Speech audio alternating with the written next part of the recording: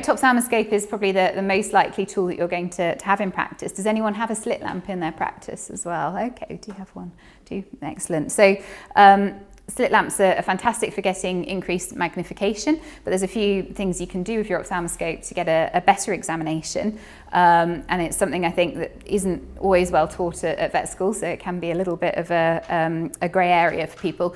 And often the ophthalmoscope's sat in a corner getting dusty with the dust cap open, and you don't get a very good image. So remember to put the dust cap on, and if it's really dusty, you can actually just get a little bit of spirit on a cotton bud and get in there and clean the lenses.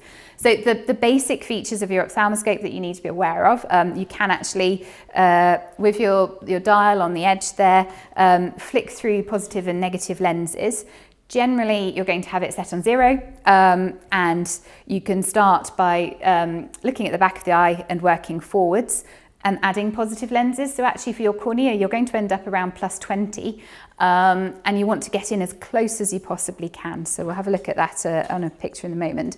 Some of the ophthalmoscopes also come with a slit beam, but if not, then you can actually just put them down to the smallest light and just shine that from an angle, and that can help you to appreciate things like aqueous flare as well. The red free filter, so that's the green light, if you're looking at the fundus, can help you pick up blood vessels against the non-tapetal fundus, and you've got a grid to help you size lesions. But most importantly for ocular surface disease, you've got the cobalt blue light, so that's going to help you with your fluorescein staining. So you're getting a real and upright image with the ophthalmoscope. You don't have to think about inverting your image. And you've got your hands free, you haven't got extra lenses, but you're not going to get a very wide field of view, so you need to take your time just really looking around the eye. And seeing into the eye can be tricky if you've got hazy ocular media, so that's where slit lamp or indirect comes in.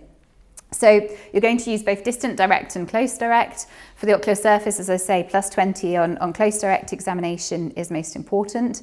But for distant direct, because you should always check the eye for intraocular disease, because even if it appears to be surface disease, sometimes it could actually be an uveitis or a glaucoma.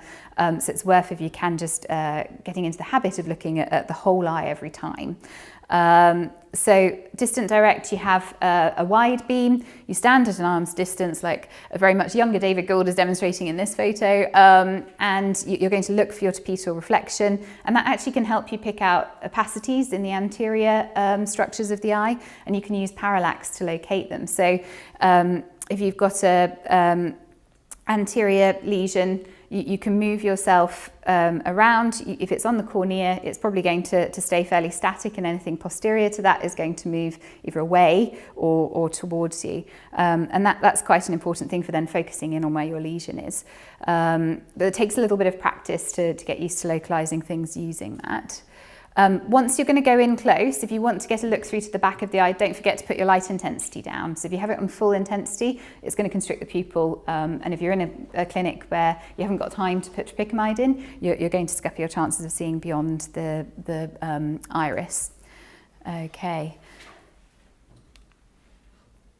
So one thing to just contemplate when you're looking at the surface is, are you looking at conjunctival inflammation or scleral or episcleral inflammation?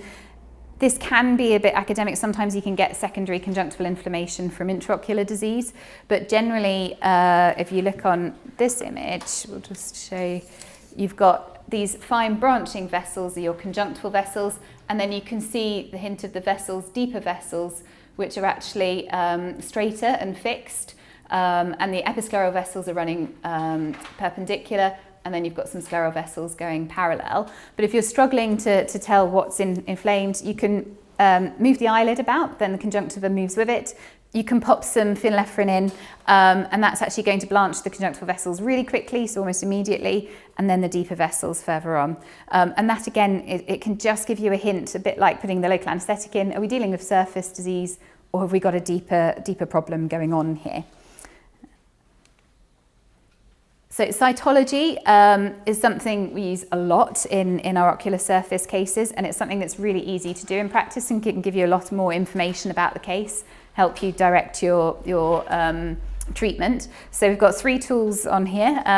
The first there is the Chimera spatula. Not many places have got that, but it's a nice blunt tool for scraping at cornea or conjunctiva.